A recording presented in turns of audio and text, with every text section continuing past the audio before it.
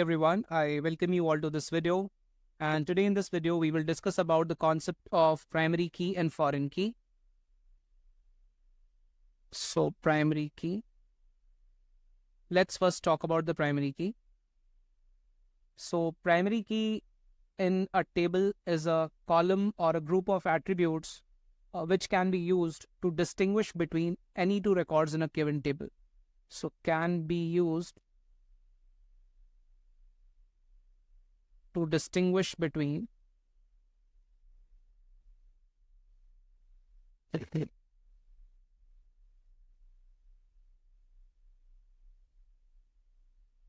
any two records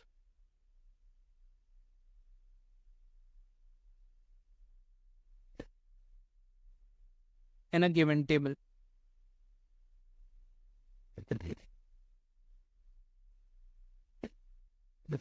Also, there is one more thing that you should keep in mind, that a primary key should contain only non-null values.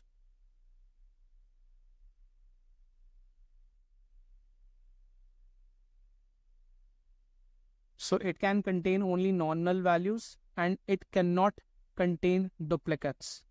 So no duplicates. Unique values have to be present there. So let's take an example to understand this. So let's create a table on the next page. Let's say this is a table that we have.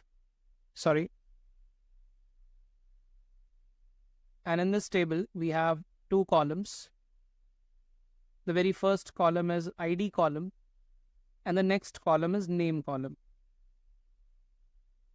Let's say this ID column is the primary key in this table, and the name of this table is table 1. And let's say these are the following values that we have here. So we have ID number 1, then we have ID number 2, ID number 3, ID number 4, and let's say ID number 5. And let's say the names of these students are maybe Mayank, Nitin, Raj, Amit, and Aman. So these are the names available, right? And you can see that there are no null values present in ID column and it doesn't consist of duplicates. So now when we are dealing with these tables, we basically store the data in the form of tables, and these tables can be related to each other through primary key, foreign key relationship. So let's consider the second table, that is table 2. So I will be creating another table here on this page, and let's name this table as table 2. And this table, let's say, is consisting of two columns. The very first column is ID column that tells you about the student ID. So we have table 2. And here we have ID. And then we have the course in which the student is enrolled. So let's say student ID 1 is enrolled in two courses, that is course A, and it is enrolled in he's enrolled in course B as well, so course B. Let's say student ID 2 is enrolled in only one course, that is course A. Student ID 3 is enrolled in course A and C both. Student ID 4 is enrolled in course A. And student ID 5 is enrolled in course C only. And then we have null values as well. So corresponding to null value, we have, let's say, the course D. And then let's say for student ID 5, let's say 5 is enrolled in one more course, and that course is, let's say, E.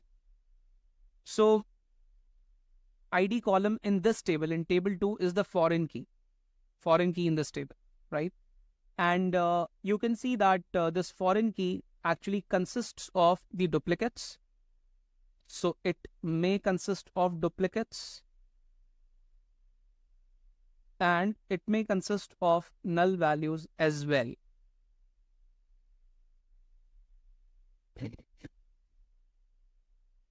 May consist of null values as well.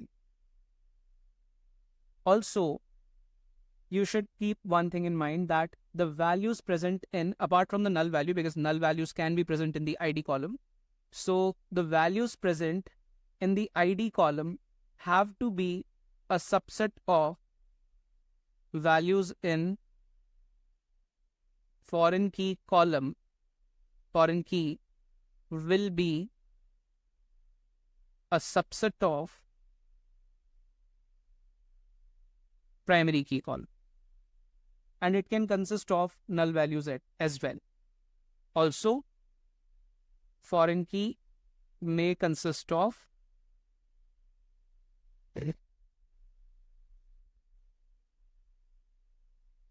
null values or nulls as well. But primary key will not consist of null values, and in primary key, duplicates can also not exist, right?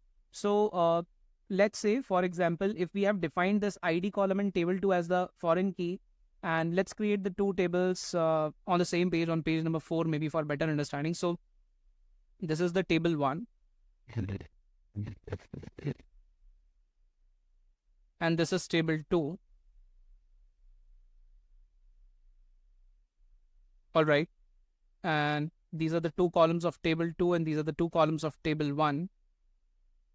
So this is table 1, and this is table 2.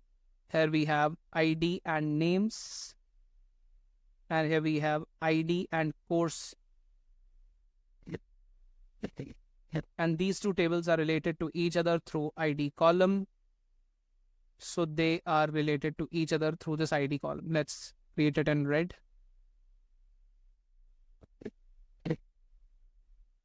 So they are related to each other through this ID column. And the various values that we have here are 1, 2, 3, 4, 5. And the different names were Mayank, Nitin, Raj, Amit, Aman. Mayank, Nitin, Raj, Amit, and Aman. At the second table, we have 1 is enrolled in A and B both. So we can write 1 enrolled in A and B both. Then we have 2 enrolled in A, 3 enrolled in A and C both. 2 enrolled in A, 3 enrolled in A and C both.